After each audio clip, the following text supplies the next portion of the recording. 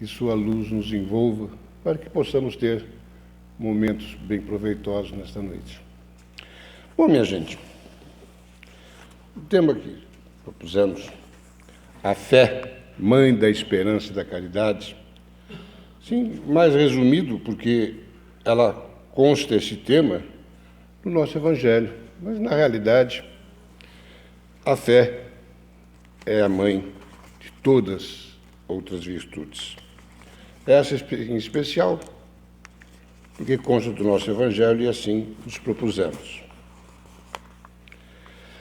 A fé, diferente do que se pensa, né, como se considera como fé, ela expressa sentimento, né? Não é, ela é muito diferente de crença, de acreditar, não é? Porque ela expressa um sentimento em relação ao divino.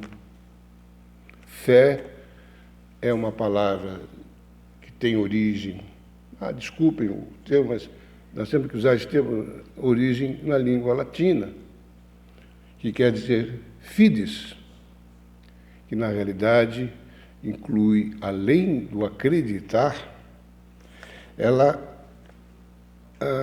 contém dentro dela também o termo de fidelidade.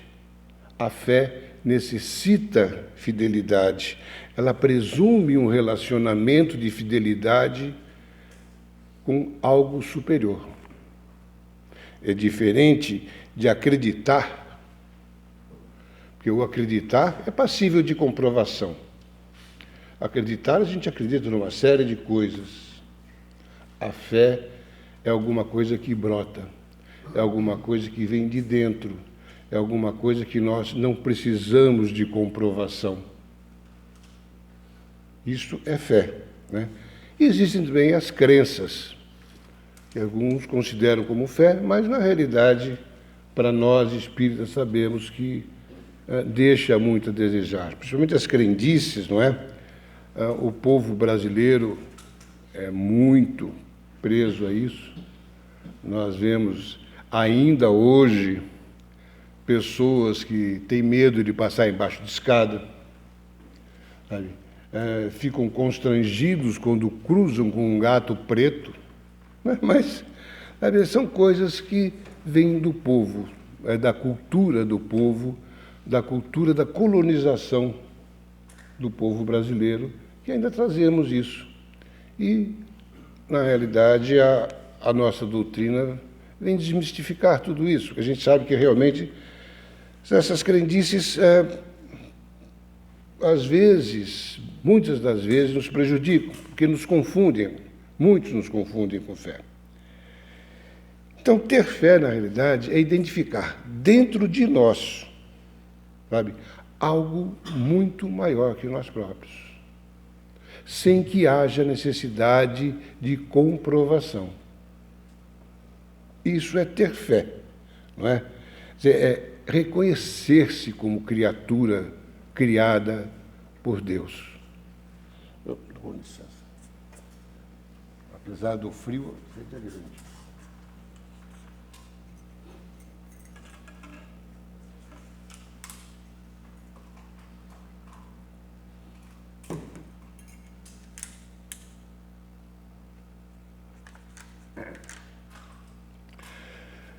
Aqui no nosso Evangelho, lá no capítulo 19, na instrução dos Espíritos, diz o seguinte: a fé, para ser proveitosa, deve ser ativa, não deve entorpecer.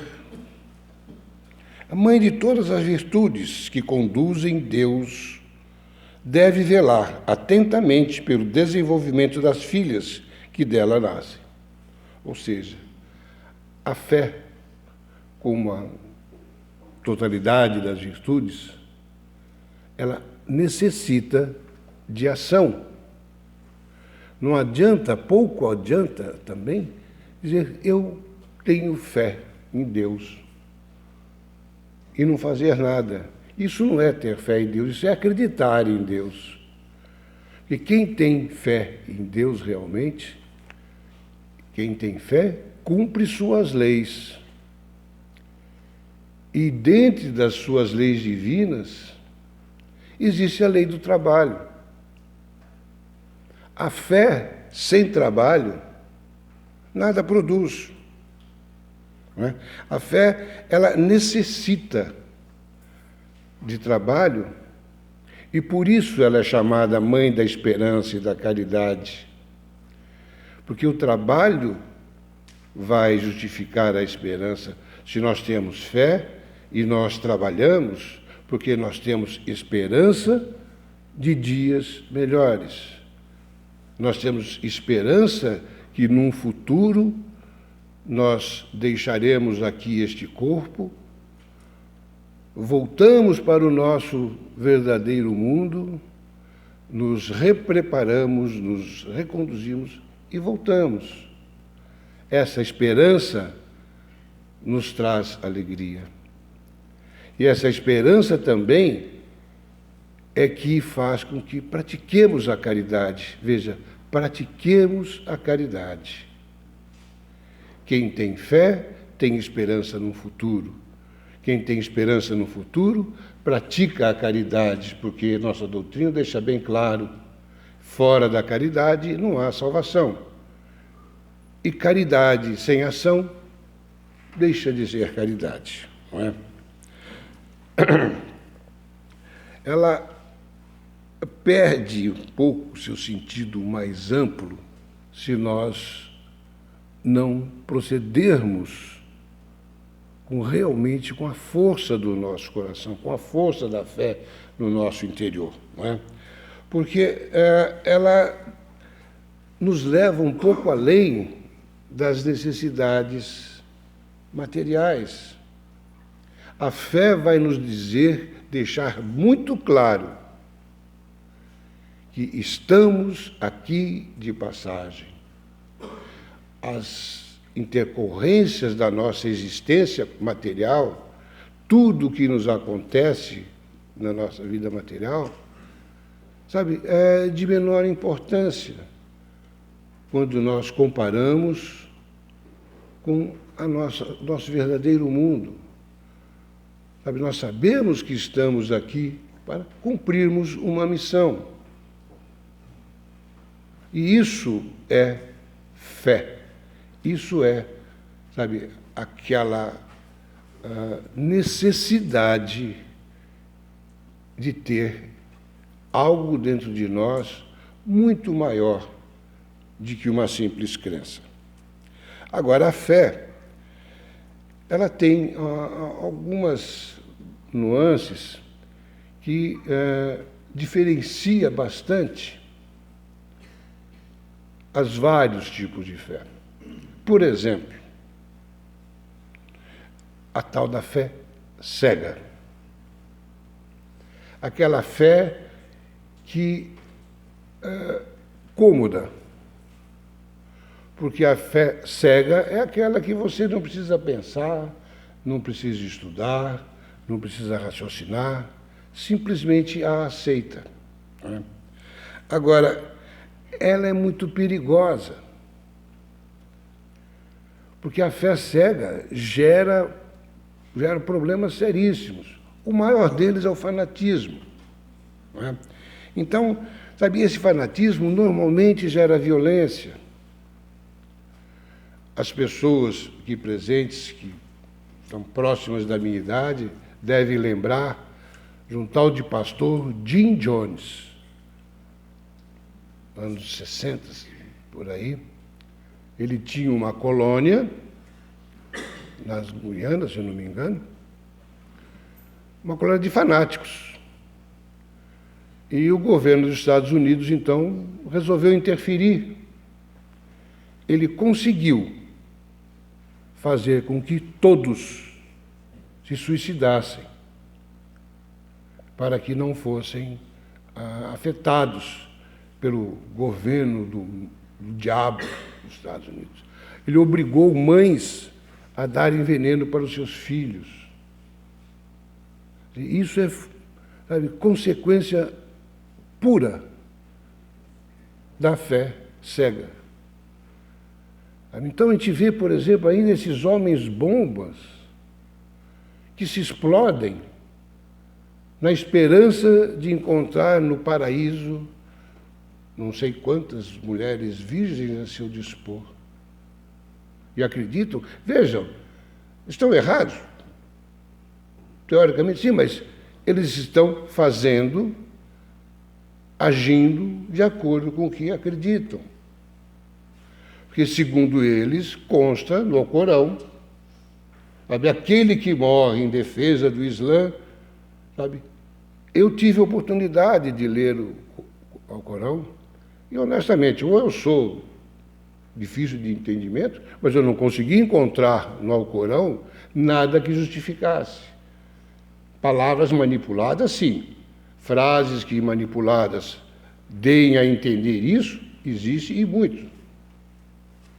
Na Bíblia católica também existe. No nosso Evangelho também, se formos mal intencionados, nós também conseguiremos dizer de situações obrigatórias ao cumprimento da doutrina espírita. Mas a fé cega não permite isso, né? Porque ela cria dogmas. Gente. O dogma é aquele ponto indiscutível da doutrina. A fé cega diz o seguinte: é porque é.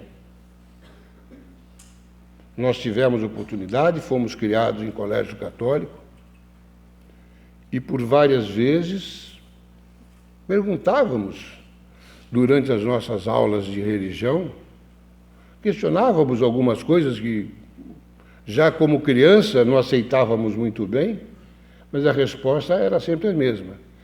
É assim e não discuta. Tá? Fomos aceitando até o momento em que saímos em busca. Eu rodei muito por este mundo, eu rodei em muitas religiões, até que há uns 20 e poucos anos atrás, eu encontrei o CIE, encontrei o Centro Espírita Irmão Erasto. E aqui começamos os nossos estudos, eu, meu filho.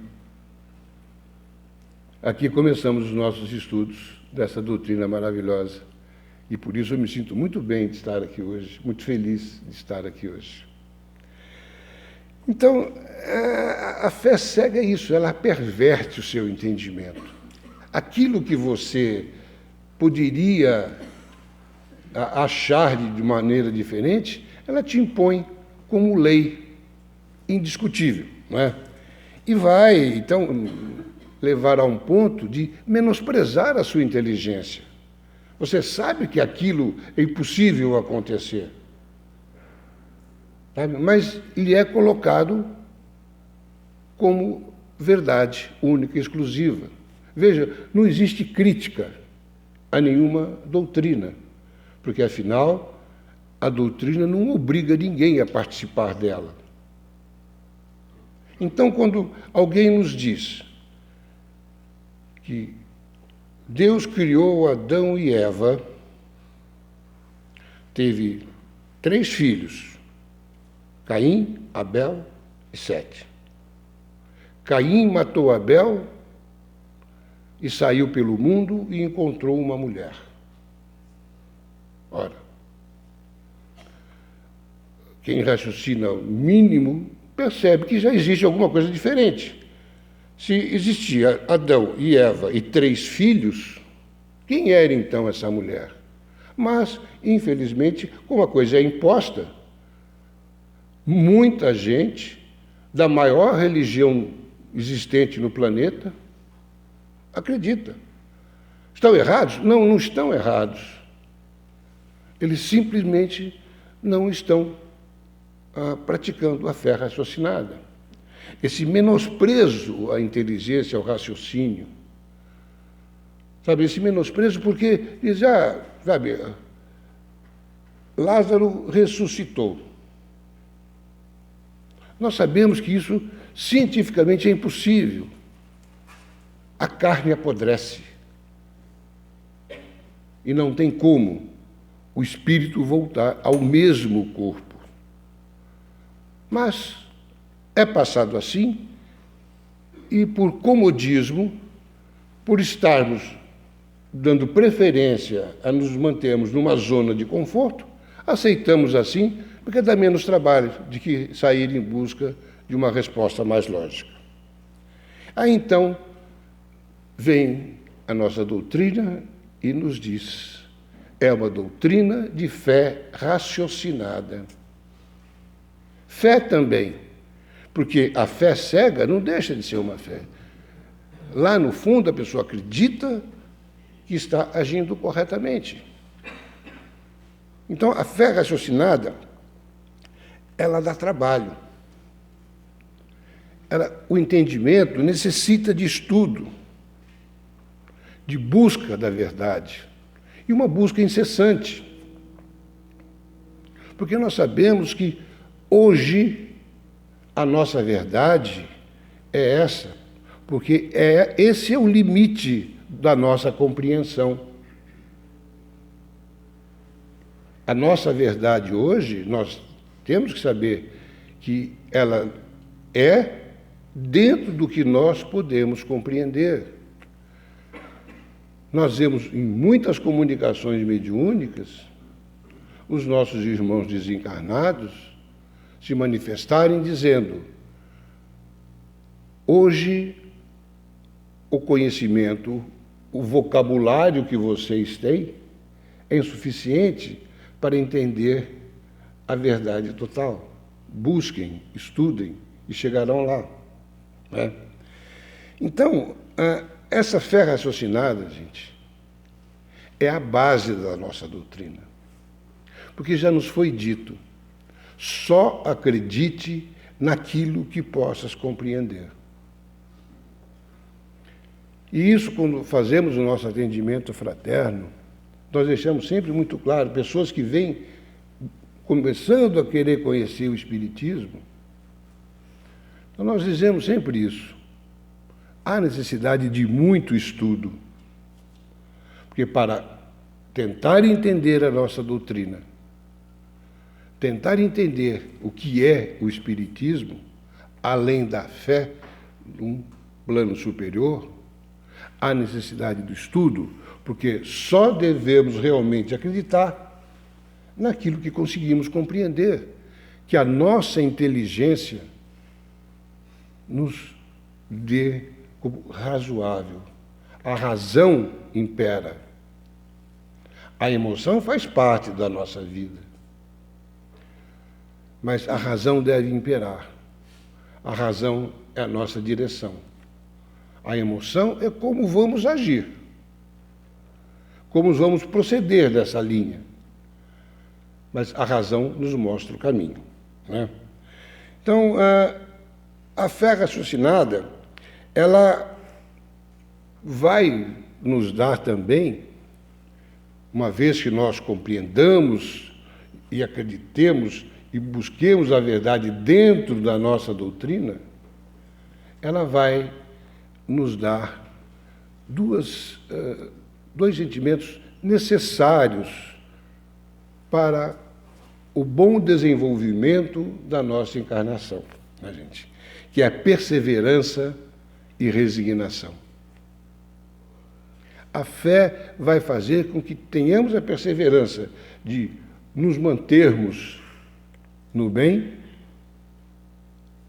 custe o que custar, busquemos os maiores sacrifícios para nos mantermos no bem e não cedamos às tentações dos nossos irmãozinhos que nos influenciam, tá? E a resignação. Porque a fé vai nos dar a certeza de um Deus Criador, soberanamente bom e justo. E se esse Deus é soberanamente bom e justo, e a Ele cabe decidir o que e como será a nossa encarnação, nós não podemos, em momento nenhum, ter a dúvida de tudo aquilo que nos é apresentado, nos é dado, nos é pedido é para o nosso bem. Não existe castigo. Nada que possa vir a nos acontecer pode ser taxado como castigo de Deus, que ainda muita gente acha. Por que Deus me castigou? Por que comigo? O que eu fiz para merecer isso? Nós, espíritas, não temos o direito de pensar assim. De pensar que Deus pode nos castigar. Porque, na realidade, nós sabemos que nós nos castigamos, a nossa consciência nos castiga, o nosso travesseirinho nos castiga, não é? Licença.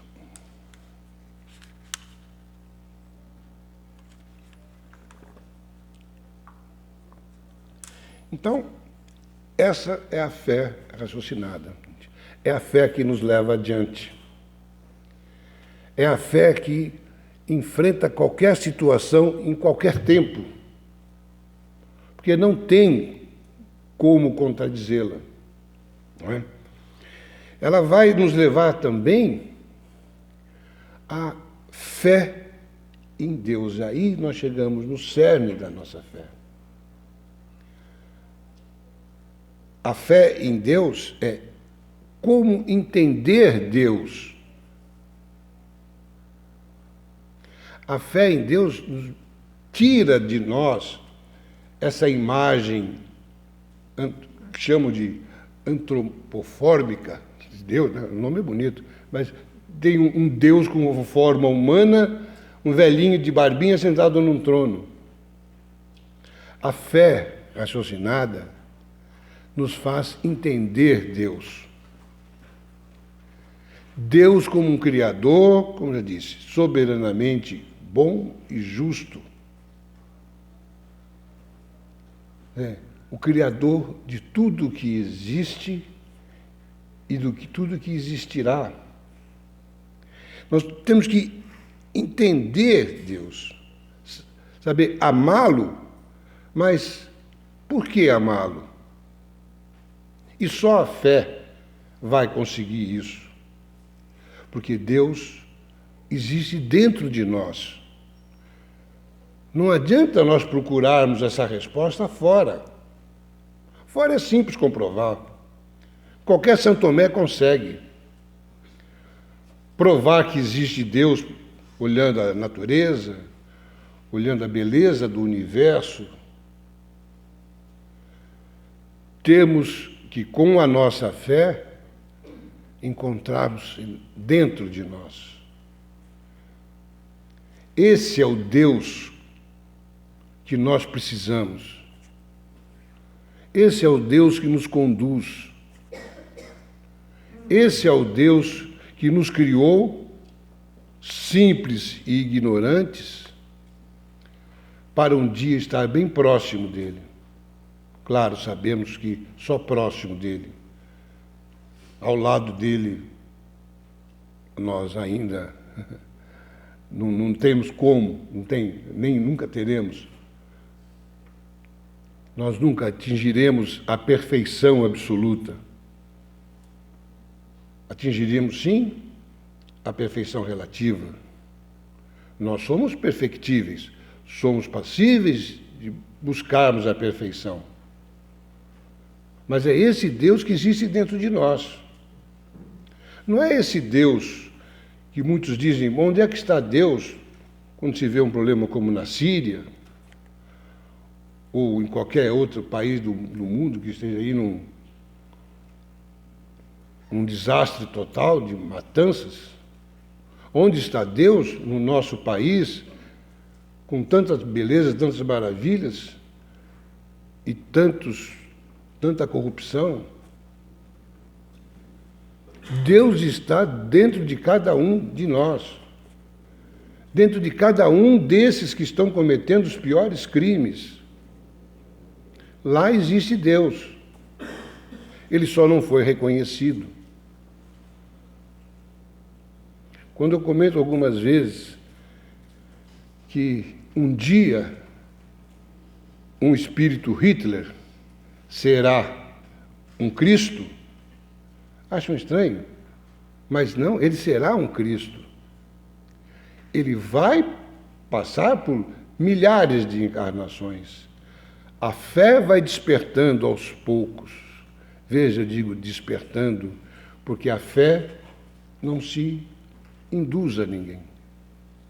A fé brota dentro de nós, quando nós começamos a descobrir esse Deus lá no fundo do nosso interior, lá no fundo.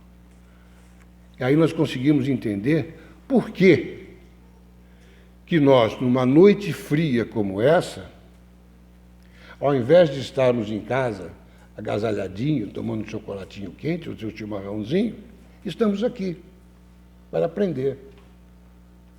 Isso é fé, gente. Porque seria menosprezar a inteligência de cada um que está aqui, de passar por todas essas necessidades, por passar aqui por nada. Todos nós estamos buscando esse Deus. Alguma coisa que desperte dentro de nós, sabe, essa fagulha divina. Para nos facilitar a vida, gente. É isso que buscamos sempre nas religiões. Por isso existem as religiões, as doutrinas, para nos tentar religar a Deus, quando na realidade Ele está lá dentro. Nós não temos que nos religar, nós temos que simplesmente reconhecê-lo. E a nossa fé, sabe? E nós, com a esperança que temos no mundo superior, e praticando a caridade, vai aos poucos nos levando a esse caminho mais suave. Vai aos poucos não tirando as pedras do nosso caminho, não, nos dando força para superarmos essas pedras, até encontrarmos um caminho mais suave para nós mesmos, que são os nossos comportamentos, com a fé que temos nas leis divinas, e essa fé vai nos fazer respeitar as leis e colocá-las em prática. Porque esta é a nossa grande dificuldade ainda. Nós conhecemos o nosso Evangelho de cabo a rabo. Conhecemos todas as perguntas do Livro dos Espíritos. Ótimo. E aí? Quando eu digo que o nosso Evangelho é a bula do nosso remédio, é só a bula. Nós temos que ler a bula e tomar o remédio. Esse remédio, muitas das vezes, é amargo. Mas se não tomarmos o remédio, ele não vai fazer efeito. Se não colocarmos em prática tudo aquilo que aprendemos, não só na doutrina espírita, mas tantas outras religiões que permitem a fé raciocinada, se não colocarmos em prática, de nada adianta. Voltaremos aqui, continuaremos, claro, um dia nós vamos compreender. Um dia a nossa fé vai ser suficiente para que não precisemos mais ler o Evangelho. Porque nós praticaremos tudo aquilo que está previsto espontaneamente. E aí sim, nós estaremos preparados para ingressarmos no mundo de regeneração. Até então, meus irmãos, nós continuaremos no mundinho de provas e expiações, lutando para chegarmos nesse mundo de regeneração. E a fé de cada um de nós, somadas então, vão transformar esse nosso planetinha num planeta bom de se viver, onde o bem superará o mal. Ainda existirão alguns renitentes, que ainda não tiveram a fé totalmente despertada. Mas a nós é dada esta oportunidade, gente. A nós foi dado o Consolador prometido por Jesus. Nós temos ele em nossas mãos. Vamos juntar a essa fé este Consolador prometido e vamos colocar tudo isso em prática. Vamos ter a certeza de que, por pior que possa estar parecendo, tudo o que está nos acontecendo é passageiro. Tudo isso um dia vai ficar para trás. Tudo isso um dia nós vamos olhar de um ponto superior a esse onde nós estamos hoje e vermos que realmente passou. E só a fé vai conseguir fazer com que isso aconteça. Então, gente, para terminar, vamos buscar essa fé verdadeira. Nós sabemos que ainda existem alguns dogmas, principalmente a nós todos que viemos de outras religiões, outras doutrinas, mas todas as doutrinas, se levadas a sério e honestamente, sem manipulações, só nos trazem coisas boas. Nós não somos espíritas, os salvadores do mundo. Nós só sabemos, talvez, melhor o caminho. Então, é nossa obrigação, além de caminharmos, trazermos conosco todos aqueles que estiverem ao nosso alcance. Esse é o trabalho do verdadeiro espírita. Essa é a divulgação da verdadeira doutrina. Não adianta batermos de porta em porta ou estarmos numa praça lendo o Evangelho em voz alta para tentar mostrar que a nossa doutrina é a melhor. Nós mostramos que a nossa doutrina é a melhor, demonstrando a fé que nós temos em Deus e exemplificando isso. Nós temos que agir de maneira que quem nos vê agindo reconheça em nós um verdadeiro espírita, ou seja, um verdadeiro cristão. Um exemplo ensina mais de que 1000 palavras, gente. Tenhamos isso em nossas mentes e, com certeza, num futuro não muito distante, teremos superado as nossas dificuldades, as nossas aflições, só despertando aquela chamazinha divina que está dentro de nós, gente. Eu quero agradecer a todos pela atenção, agradecer a Deus por esta oportunidade, agradecer à casa pelo convite e dizer mais uma vez que estou muito feliz em retornar à minha casa-mãe e pretendo, sempre que possível, estar aqui de volta. Muito obrigado a todos, uma boa noite.